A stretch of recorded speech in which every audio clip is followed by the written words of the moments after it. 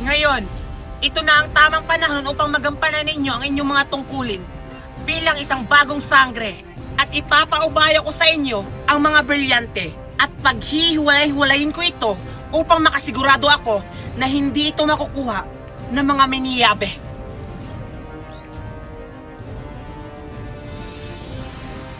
Alena,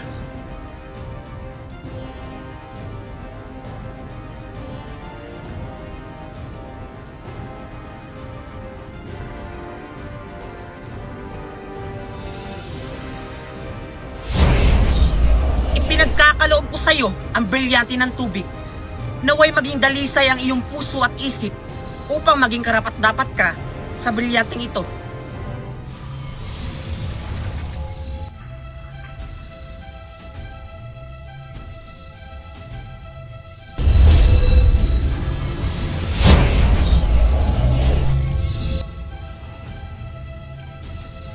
Gamit ang brilyanteng ito, sisikapin kong panatiliin ang kapayapaan ng buong Encantadia.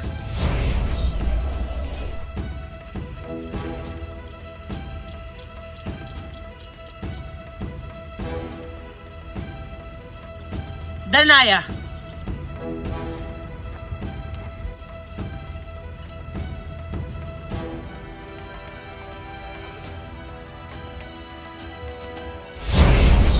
ipinagkakaloob ko naman sa iyo ang brilyante ng lupa.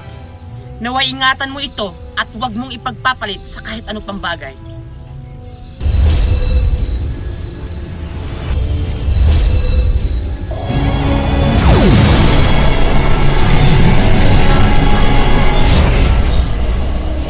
Buhay ko man ang aking iaalay, isinusumpa ko yan sa buong Encantadia.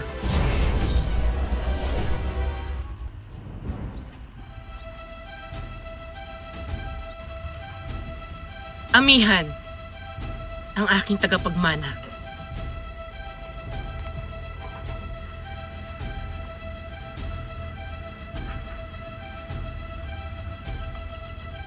Ibibigay ko naman sa iyo ang brilyante ng ating lahi. Ang brilyante ng hangin. Naway ipagpatuloy mo ang iyong pagiging mapagkalina, mapagpalaya, at pagiging makatulong. Hindi ko sisirain ang alaala ng aking ama. Kaya manalig kayo. Uunahin ko ang kapakanan ng buong Encantadia bago pa ang aking sarili.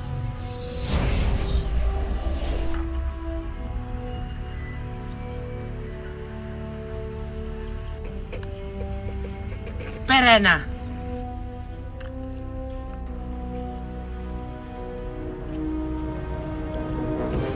ang aking panganay na anak.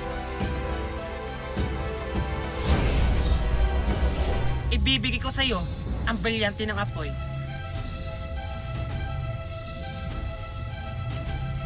Perena, anak, ibibigay ko lamang sa iyo ang brilyante ng apoy kapag ikaw ay nagbago at maging mapagkumbaba upang maging karapat-dapat ka sa brilyanteng ito.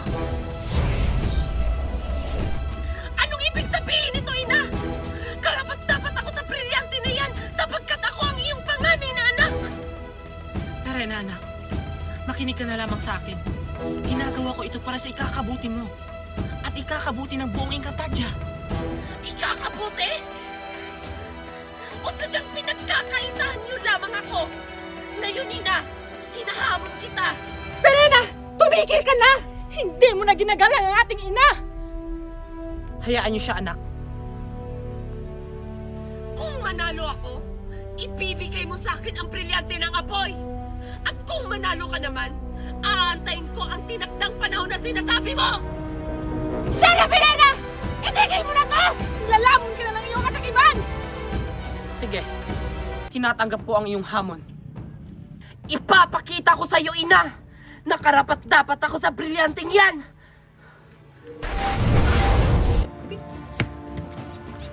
Mahal na Rena, mag-ingat ka sapagkat hindi ka nilalam ang utak ni Perena. Huwag ka mag-aalala, Rakim. Tutuparin ko pa rin ang ating pinangako na hindi natin sasaktan ang ating anak. Magtiwala ka lang. Pero Minea, mag-ingat siya pa rin. Ako na ang bahala sa ating anak.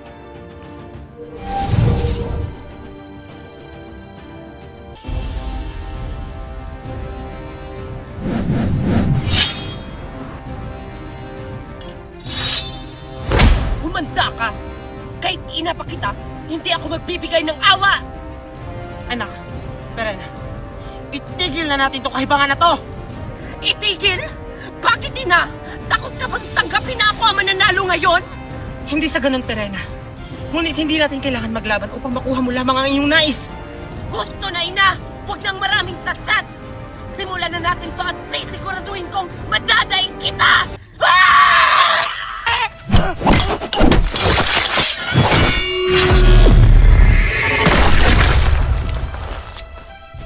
Perena,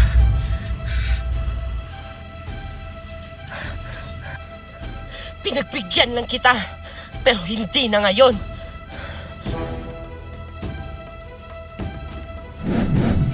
Ah!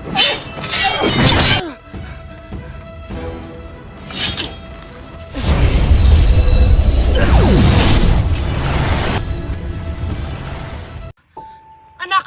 Perena! Anak, okay ka lang ba? Perena, anak, nasaktan ka ba? Patawarin mo ako, anak.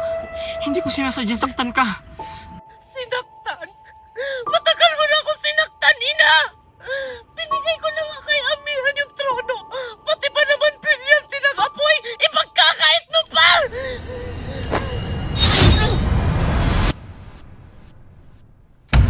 Ngayon, ina, ibigay mo na sa akin yung brilyante ng apoy ngayong talo ka na!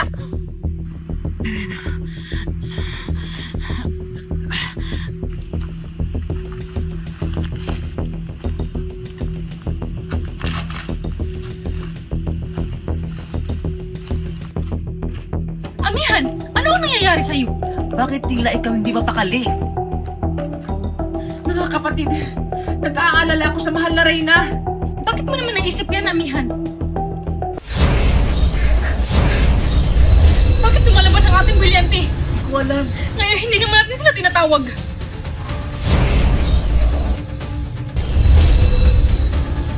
Basta mang binubulong ang hangin.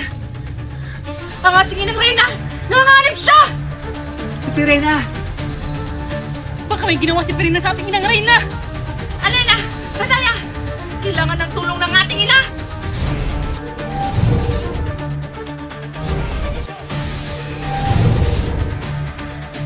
Huwag mo na akong pahirapan, ina! Isuko mo na lamang sa akin ang brilyante ng apoy! Kung hindi, hindi ako magdadalawang isip na paslangin ka!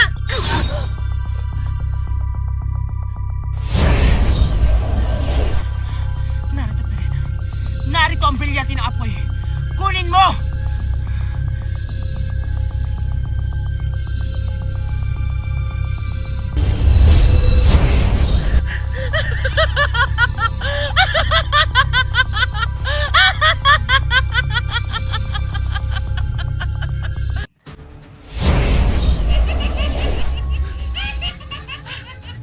Sina!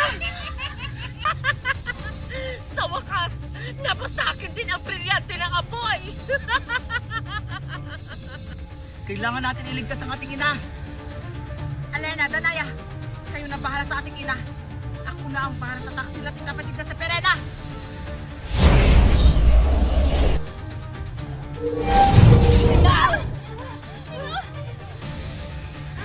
Ang brilyante ng apoy! Taksi ka, Perina!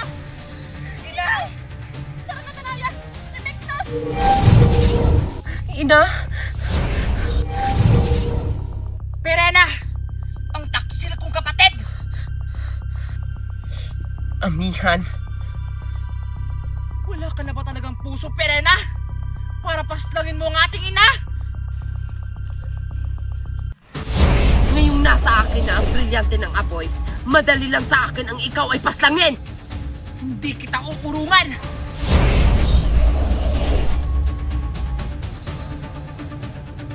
Warka!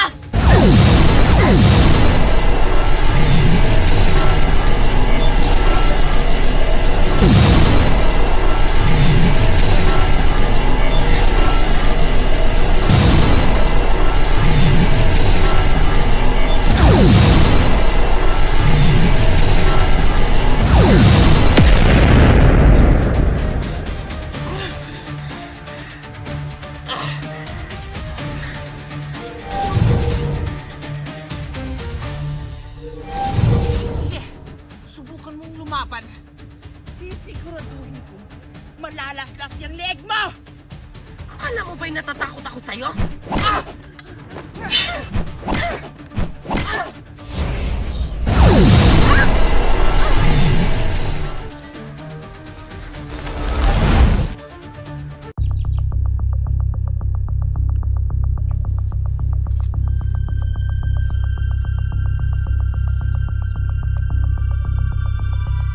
Panginoon, may panauhin po kayo!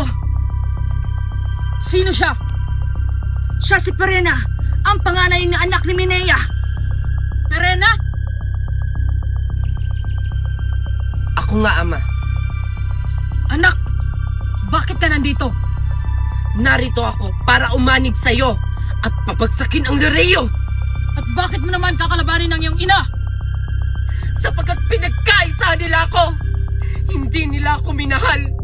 Kaya, Ama, tulungan mo akong pabagsakin ang Lireo. Perena, mahihirapan tayo pabagsakin ang Lireo sapagkat nasa kanila ang mga brilyante. Nagkakamali ka, Ama.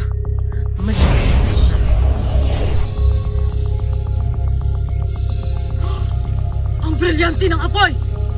Paano mo yan nakuha? Mahabang salaysay. Kaya ito, Ama, tanggapin mo.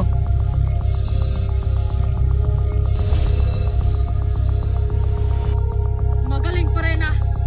Ngayon, may panglaban na tayo sa mga diwata!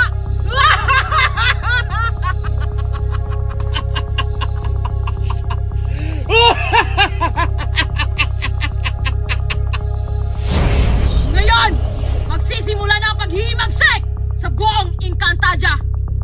Agane! Panginoon! Ihanda mo ang mga kawal dahil lulusobin natin ang buong Encantadia. Masusunod, Panginoon! At ikaw, Perena, sumunod ka sa akin.